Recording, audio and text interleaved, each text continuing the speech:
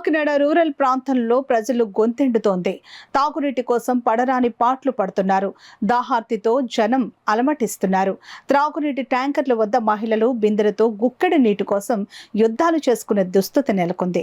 పాలకులు మారినా తమ నీటి కష్టాలు మారడం లేదని వారు వాపోతున్నారు. కాకినాడ రూరల్ మండలంలోని తాగునీటి కోసం ప్రజలు పడరాని పాట్లు పడుతున్నారు. ముఖ్యంగా రమణయ్యపేట, ఇంద్రపాలెం, చీడిగ, స్వామినగర్, తూరంగి, వలసపాకల, వాకలిపూడి, హార్బర్పేట ప్రాంత ప్రజలు గుక్కడి నీరు దొరక్క గొంతెండిపోతుంది. దాహార్తి తీరే దారి లేక బడుగు జీవులు డబ్బాలు పట్టుకుని, బిందెలు పట్టుకుని వాటర్ ట్యాంకర్ వద్దకు పరుగులెత్తాల్సిన దుస్థితి దాపురించింది. 600-700 రూపాయలు ఖర్చు పెడితే తప్ప గొంతు తడిచే దారి లేని పరిస్థితి నెలకొంది. గ్రామీణ నీటి సరఫరా అధికారులు వాటర్ ట్యాంకర్ల ద్వారా 2 రోజులకు ఒక్కసారి నీటి సరఫరా చేస్తున్నప్పటికీ అవి సరిపోకపోవడంతో వాటర్ ట్యాంకర్ల వద్ద మహిళలు బిందెలతో యుద్ధాలు చేసుకునే దృశ్యాలు మనకు కనబడుతున్నాయి.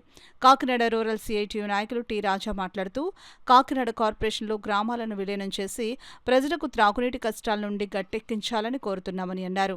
గ్రామీణ నీటి సరఫరా అధికారులు, ఎంపీడీఓలు, పంచాయతీ అధికారులు వాటర్ ట్యాంకర్ల ద్వారా 2 రోజులకు ఒక్కసారి నీటిని సరఫరా చేస్తున్నప్పటికీ అవి సరిపోకపోవడంతో వాటర్ ట్యాంకర్ల వద్ద మహిళలు బిందెలతో యుద్ధాలు చేసుకునే దృశ్యాలు మనకు కనబడుతున్నాయి.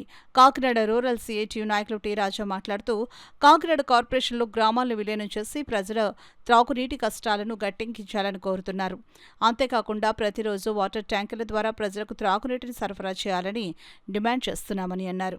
ఇటు తూరంగి ఈ ప్రాంతాలన్నీ కాకినాడలో విలీనం చేయాల్సిన గ్రామాలు, కానీ ఆ విలీనం చేయాల్సిన గ్రామాలను విలీనం చేయకపోవడంతో ఈరోజు మున్సిపల్ కార్పొరేషన్ నుంచి వచ్చే నీళ్లు ఇంద్రపాలెం లాకుల వరకు వస్తున్నాయి, కానీ ఇంద్రపాలెం గ్రామానికి అందుబాటులోకి రావట్లేదు. అలాగే వలసపాకల, గంగరాజనగర్ ఈ ప్రాంతాలకు వచ్చిన వలసపాకల, వాకులపూడి, రమణయ్యపేట ఈ ప్రాంతాలకు నీరు రావట్లేదు. మున్సిపల్ వాటర్ అందుబాటులోకి వస్తే ఈ గ్రామాల్లో, రూరల్ ప్రాంతంలో ఉన్న గ్రామాల్లో మంచినీటి సమస్య తగ్గుతుంది. వచ్చే మంచినీటి సమస్యలో కూడా గ్రామ పంచాయతీ నుంచి వచ్చే నీరు పూర్తి స్థాయిలో రావట్లేదు. దాంతో వలసపాకల గ్రామంలోనే నీరు అంతా పసుపు రంగులో రావడం కొన్నిసార్లు, లేకపోతే కొన్నిసార్లు పురుగులతో వచ్చిన నీళ్లు రావడం, వీటితో చాలామంది ఇప్పటికే పంచాయతీల్లో, వలసపాకల పంచాయతీ కూడా వీళ్ళు కంప్లైంట్ చేయడం జరిగింది. ఇప్పటికైనా ప్రభుత్వం, ఈ జిల్లా అధికారులు స్పందించి కాకినాడ రూరల్ ప్రాంతంలో ఉన్న గ్రామాలన్నింటికి మంచినీటి సమస్యని ఇప్పించే మార్గం చూడాలి. దానికి పరిష్కార మార్గం ఏదో ట్యాంకులు పంపించడం ఒకటే కాదు. ట్యాంకులు ఈరోజు కోరమండలంలో లేకపోతే ఇంకోటి చోట ట్యాంకులు వస్తున్నాయి. ట్యాంకర్లు ఒకటే కాకుండా శాశ్వతంగా మార్గం కావాలనుకుంటే మున్సిపల్ కార్పొరేషన్ నీళ్ళే ఇవ్వాలి.